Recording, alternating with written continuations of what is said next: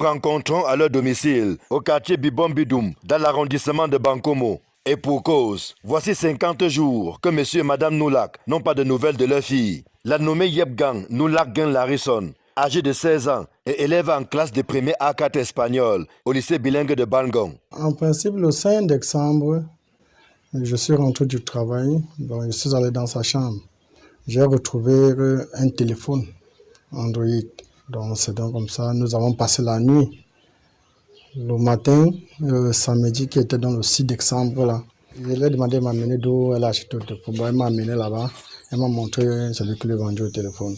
Je suis donc rentré le déposer à la maison, aller au travail. Du retour du travail, je l'ai pu trouver. Depuis ce jour-là, je ne suis pas en paix. Je ne sais pas ce qui s'est passé et ce qui se passe.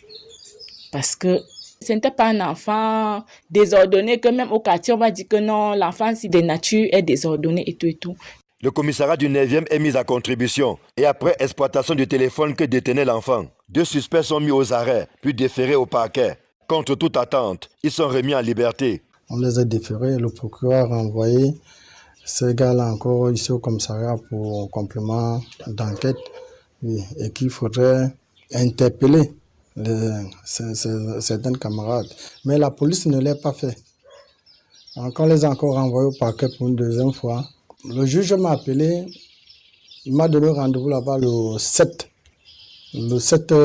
janvier. Et elle m'a fait comprendre que dans les enquêtes, l'enfant au niveau de la barrière, à Hala, donc depuis le 7 jusqu'à aujourd'hui, pas de suite. Et je me dis qu'il y a vraiment la manipulation parce que il y a le parent de l'un des gars qui est un ancien gendarme retraité. Rendu au lycée bilingue de Bangong, ce sont des camarades de classe désemparés que nous rencontrons.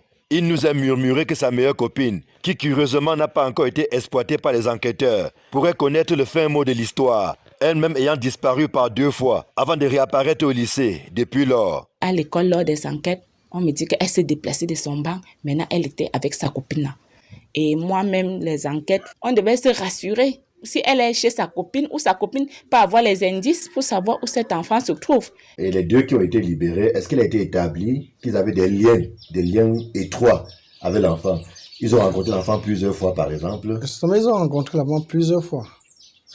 Parce que même dans le téléphone, il y a tous les messages, les conversations. Ils partaient au lycée, on voit l'enfant. Ils partaient se balader.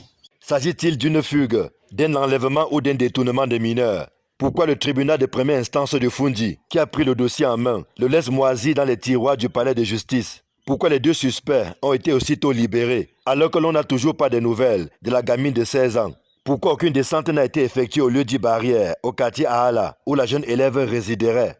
Des questions et bien d'autres qui laissent les parents pantois. Tout ce que je peux dire, c'est que quiconque voit ma fille quelque part puisse me faire signe. Si elle-même, là où elle se trouve, si elle entend les cris de sa mère, les cris d'une maman, vraiment de Dieu, par amour, qu'elle retourne à la maison. On ne peut pas la tuer à cause d'un téléphone. C'est une affaire